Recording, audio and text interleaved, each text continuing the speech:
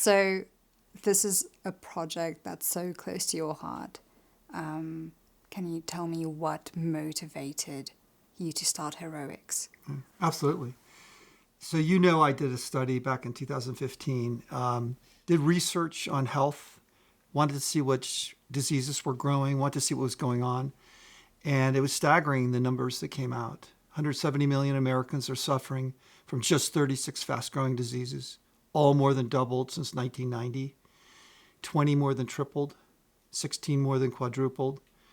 $2.7 trillion every year is spent on just those 36 diseases. And nobody knows about it. I was shocked. Health is such a critical issue here in this country, yet we're not talking about it. It's not in the national conversation.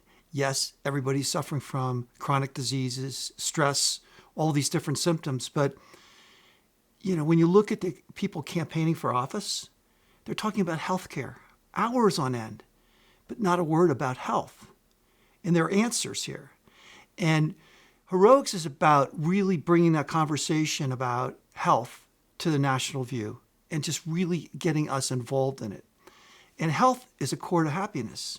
We forget about that. We think about economics, we think about money, we think about finance, we think about those kinds of relationships, but we're not thinking about our health. Without health, we can't be happy. Health is also attached to the environment, and the environment's suffering.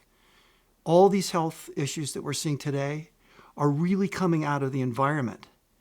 This is the conversation this country should be having. We should be talking about health, the environment, and how we really up-level, elevate our world. How do we elevate to the next level? So Heroics was kind of born out of that thought. Sarah and I talked about it. Sarah's a practitioner. She's a functional medicine person who's working with nutrition and tech people. She's transforming people one person at a time. And she knows what's happening at the base level. So we thought we'd get together, build Heroics, and try to get the message out. Look at the myths out there, break through the myths. Look at the trends. What's the good, bad, and ugly of the trends? Look at the heroes who are breaking through and actually fighting for a new sort of way to look at this. We have to break through the conventions, the institutions. All this stuff is holding us back from getting healthy. And so this is what Heroics is about. Elevate, raise your game. Let's talk about health. Let's get well. I think one of the words that I'm hearing a lot is focus on the institution, and for audience members who don't really understand what, let's say, institutionalized health means. Can you elaborate on that, please? Absolutely. And we both can. I'll take first shot. Look, doctors, physicians, their hands are tied. They have to be very careful how they prescribe. They are not trained to heal, honestly. They're trained to prescribe. They're trained to understand biology. And doctors are very valuable in so many ways.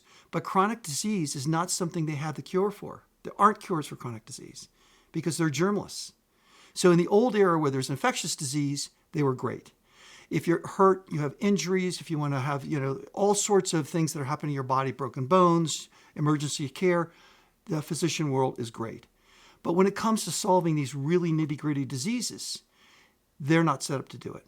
And it kind of works like this. The pharmaceutical industry is taking the science and converting it into something that you could take to manage a symptom.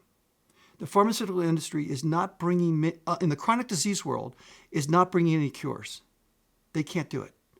There's one that they could, but they don't want to. But generally speaking, they're not cures coming from the pharmaceutical industry. They're things to manage your pain, to manage your anxiety, to help you go to sleep. It doesn't cure sleep, right? So what happens is the pharmaceutical industry passes these pharmaceuticals on to the doctors. They go into their office. They basically sell them. Hey, we've got this because people have chronic inflammation. We've got this because people have erectile dysfunction. And you see all the advertisements on TV, and it's great. And doctors prescribe it. But no one is fixing erectile dysfunction or sleep, really, basically, or obesity at a fundamental level. And you can fix it. It can be fixed. It's not just a sugar thing. It's much more systemic. Neurological diseases off the map. you can fix a lot of the neurological disease, because if you take the chemicals out of the environment, you take this electrical energy and you reduce it, and you take the pesticides out of our food, and all of a sudden you give us a free, back to where we started, cavemen, cave people. If you get back to that level where we've cleaned up our environment, then a lot of this chaos that's going on in the body, that's inflammation, free radicals, mitochondrial dysfunction, all this stuff that's the really underlying disease can go away. But the doctors aren't set up to do that. They don't understand that. Chronic disease is not, chronic germless disease, and when I say chronic disease, I'm meaning germless disease, is not well understood. And you go into your doctor, I've got chronic fatigue. Oh, well, I don't know really what to do. So they send you to an acupuncturist often. It's unbelievable. I had a doctor who said, chronic fatigue, the best way we deal with it is we refer them to somebody in acupuncture or in homeopathy, because we don't really have an answer. So really? So what about all these other diseases? We've got management tools, but we don't have cures. And so when I say institution, we have the doctors and the physicians who are, bound by all sorts of liability, and they got to be careful what they say. They're great people, they're smart people, they're well-meaning people, but they're not able to heal. You got the pharmaceutical industry that just wants to sell stuff. They're not really interested in any altruistic solution. They just want to sell stuff. And, they're doing a really good job.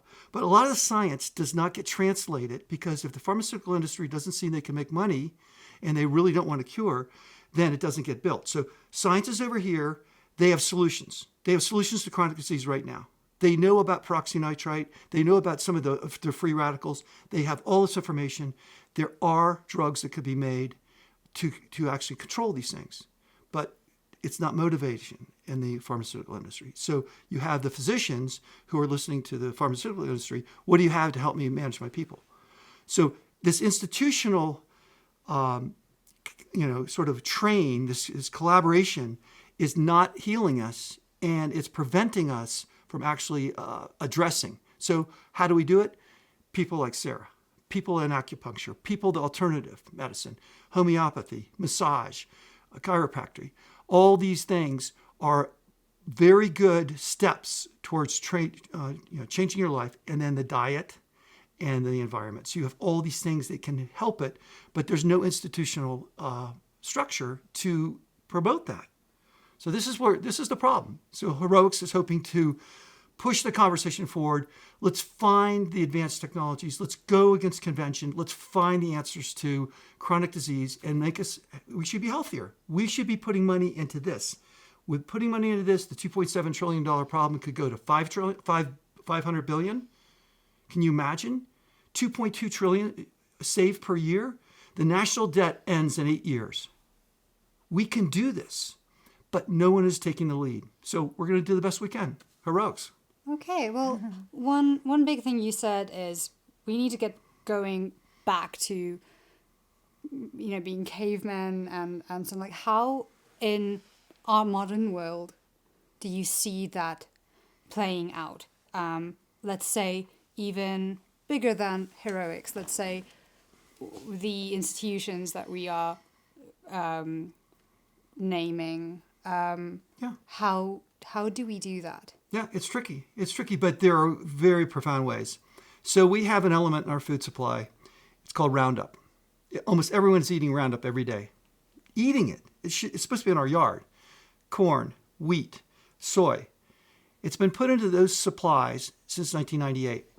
Tomorrow, and we know that it causes cancer, and there's very good proof it's connected to all 36 fast-growing diseases, and it triggers all sorts of things in the body, including free radicals and inflammation. It's there. Let's just take that off the market. Sorry, right now. Let's get it out of our food. Otherwise, people have to buy organic food, which is very expensive. It's an easy step. It's just like, I'm sorry, the people who make glyphosate are going to have to put it somewhere else, but not in our food supply and not in our bodies. That's the number one. Sugar. Okay, sugar grew 10x between 1970 and 1990. We've pretty much stayed steady, but we already went up 10x or 11x, 1,000%. Well, most people were, sugar, it's weight, it's going to add weight, but we like it. We put in soft drinks, we put sugar in everything. And high fructose corn syrup is the most powerful version of sweetener that really destroys your body. We should tax it. We should tax it, simply like that. They're causing $2.7 trillion problem. Tax sugar, tax glyphosate. The people who are promoting these things, and if you buy it, if you're willing to buy it, it's like cigarettes. You tax cigarettes because you're trying to discourage the amount of cigarette usage. We know cigarettes are bad, but sugar is worse than cigarettes, honestly.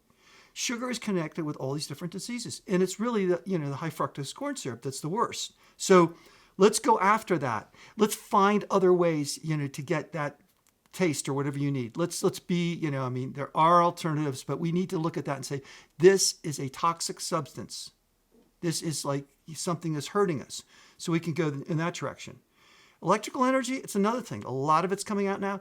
We need to be aware that electrical energy is actually influencing our body and our health and our attitude and our anxiety and our depression and all this other thing. People don't know that.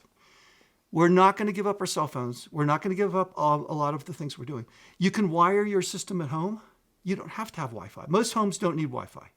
Okay, let's say you need Wi-Fi. Use it in one only part of the home. Don't use the whole home. Okay. At night when you sleep, turn off these devices. Incremental things. That's a third of your life. If you're sleeping 8 hours like you should, that's 8 hours of every day. You're not being bombarded by electrons, basically. Mm-hmm. And we found that free radicals are triggered by electrons or electronic energy 4 different ways. So this electrical energy is creating free radicals in our body. We could go into a long discussion of what they are. The singlet, oxygen. We could go into all these things. But right now, people should know that, look, be moderate in your wireless use. Be careful in electronic use. Remove the dirty electricity from your environment. Let's get this stuff out of our food. Until then, you need to eat organic. Cut back your sugar tremendously. Get the right kind of exercise, and you've got to get 20 or 30 minutes a day aerobic. That's a great sort of chronic disease issue. So do your exercise, and then get your sleep, the 8 hours sleep. 6 things you can do. 6 things we can do. Some of them we do on our own, and some of them we have to get into a more institutionalized environment. Now, are we going to change the American Medical Association or the pharmaceutical industry, or is Congress even going to listen to this? I'm not sure. But Congress needs to know this because they can't figure out how to pay the health care costs, and they keep on fighting over how much they're going to cover in Congress. Well, we don't need that argument if we can take the $2.2 trillion off of our bill, right? So maybe a little adamant here, but this is what this is the opportunities. We can do better. We can elevate. We can be heroic. And one of my extra questions, just adding on to that, is if audience members are wondering, where do you get this evidence from? Where do you get it from? What's because I know you guys are doing a study together that you're writing up. What's that based in, and how do we measure it in terms of being concrete? Yeah. Well, let me just give you a couple things. The number of studies on free radicals is about 30,000. Okay. The number of studies on peroxynitrite, which is the heart of a lot of this issue, it's 14,000. I spoke with the lead author at the National Institutes of Health. This is Dr. Pal Patcher, about peroxynitrite. In his paper, he says peroxynitrite is responsible for over 100 biochemical disruptions. Okay? He says it's connected to 60 chronic diseases, some of which are the 36 that we looked at, but we actually found more. But we found the 36 fastest growing. Okay, you can believe my paper or not, but look at Pal Patcher's paper, look at NIH. NIH is saying this peroxynitrite is really nasty. Electromagnetic fields have been connected in 260 studies to peroxynitrite and free radicals. Okay, is that enough information? Do we need more? Do we need to get a 263rd? Then we look at glyphosate and the Roundup. Same thing. All the emerging evidence is showing free radical and peroxynitrite. So we're going underneath the hood now. But people don't want to know what's underneath the hood. But if you don't know what's underneath the hood, you look at an electrical field or a chemical or a pesticide or any of this stuff that's surrounding us, these toxins, and you say, oh, that's there, and I'm here. And my headache or my any kind of anxiety or depression or bipolar or my hypertension or my stroke or my diabetes is over here. We have to understand this causes this. And until we do that, it's not a germ. It's an environmental toxin, an environmental stressor. This causes this. What's in between? We've seen the research. We've put papers together, but our papers aren't the be-all and end-all. Just look at the research. We're collating research. Almost every PowerPoint that I put together, I have 7 or 8 main studies that I cite. Each of those studies has like between 150 and 1,500 citations. So you don't need that many studies to find this out. I'm using 8 meta studies to say, this is what's happening. All we've done, Sarah and I have connected the dots. She connects it with real life in her practice with real people, and she solves problems that no other doctor can solve. Is she magic? Is she a magician? No, she's using this functional approach. She's using the nutritional approach. She understands the root cause. It doesn't matter actually that it came from the environment, but it matters that she recognizes, what part of the environment it came from, so that she can say, let's reduce the exposures here, or let's change the behaviors here around exercise or sleep or something like that. Or let's, in your diet, the 5 topics that she talked about, the corn, the wheat, all the inflammatory substances she's got. So take those out of your diet. People take gluten out of their diet, suddenly they feel better. Why? They're triggering the inflammation, and they're part of this whole thing. It doesn't mean gluten's bad for you, but we've gotten so sick and we've been exposed to so many fields that now almost anything we take in that's maybe a little off color gets, starts affecting our system. So we need to do something about this now. Hopefully Heroics can get people thinking about this. Take charge of your life, okay? Take charge of your health. Take charge of the things around you. Tell your Congress people that it's time to change. It's about health. All we're talking about is economics. We need to start talking about health and the environment. Great. Thank you so much. You bet. Do you have anything to add on to that? Yeah, I do actually. I think when I think about Heroics, I think about self-empowerment, because a mental shift in a few regions is what's really required here. And an entity we didn't talk a whole lot about, and that is, yes, healthcare, but health insurance, the health insurance model right now. And people need to understand that health insurance is not assurance for good health. And so the element of being self-empowered is critical, because by the time you have to use your health insurance, there's a problem. You're attached to a diagnosis code, and you are now in the assembly line of procedures and pharmaceuticals. That's it. That's their toolbox. That's the way it's been designed in our country. So that's where this is so important for you to get self-empowered, to take back your health, take back your power, and prevent these diseases that are so prevalent right now through diet, lifestyle, and much of environment, because it really requires you to be a conscious consumer and to be self-empowered to really take back your power. And that's what I see as a great angle of Heroics, is people being informed so they know the right action to take and to be self-empowered, not waiting for something to go wrong and then to go to their doctor, and now they're in the assembly line for a prescription, right? Where there's so much you can do before you have to go there. There's so much more you can do, and that's what I work on in my practice are those elements. But I think broad spectrum, the conversation in America really needs to be, how do we as Americans get re-empowered again? How do we get reactivated again to take control of our own health? For me to get better when I did, I had to take control of my health. And yes, find the critical practitioners.